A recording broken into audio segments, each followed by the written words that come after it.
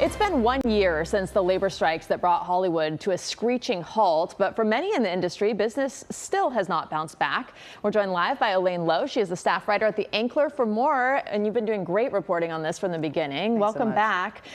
So 1 year later, what does the landscape look like in television and writing? Unfortunately, it's pretty bleak out there.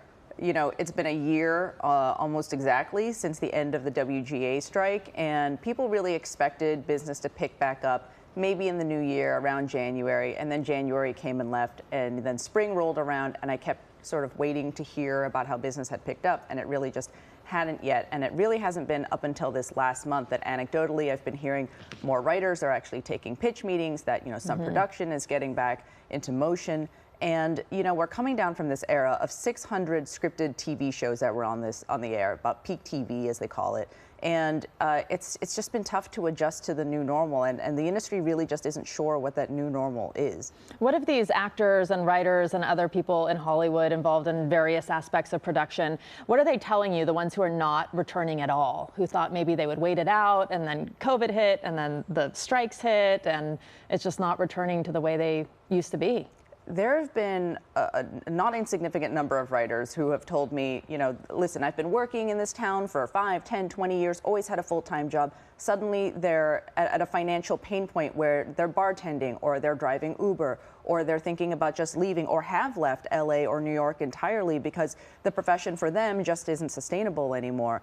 And, you know, part of that is the painful contraction industry-wide that Hollywood has been going through even before the strike. And part of that is, you know, the come down from a dual strike, both with the actors and writers last year. Are the people you've talked to saying the strikes were worth it? The vast majority of writers I talk to say, listen, yeah, we get that this short-term pain was needed in order to, you know, fight for the things we thought were important for the next generation. And there have been a lot of those contract wins that we've seen in action already. I talked to an executive story editor a little while ago who says, listen, the moment I got back into that room after the strike, saw a 5 to 10% bump in my paycheck. You know, there are viewership streaming bonuses now, and 2 Netflix series have qualified for that. But at the same time, it's a really tough time in the industry. And I've talked to a high-level TV agent who says, listen, you know, there's a lot of frustration from my clients who, you know, were expecting there to be more work, and there just isn't now.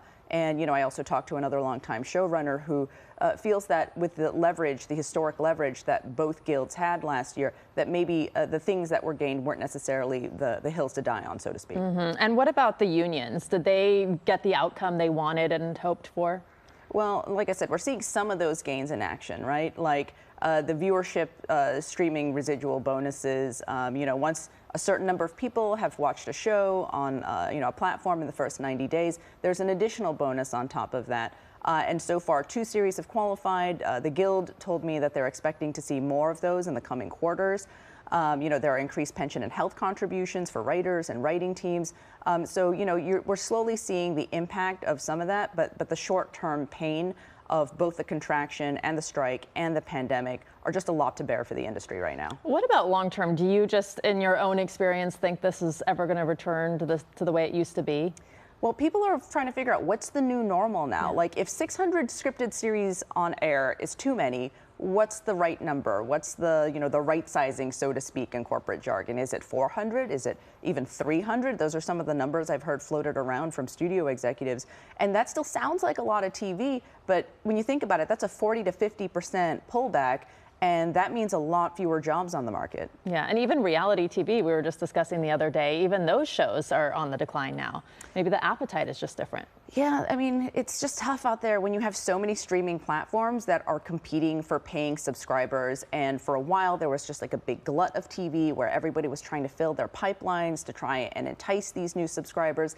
And now there's a focus on austerity and the balance sheets, and there's a lot of increased scrutiny from Wall Street on these publicly traded companies. So some of the priorities have shifted among these major companies over the last couple of years. All right, well, I know you'll keep following it for us and bring us updates. I can't believe it's been a year already. Oh my goodness, I know. Thank you, Elaine. Good to see you. And if you want to read Elaine's piece in The Ankler, just check out our website, kcalnews.com, and click Seen on TV.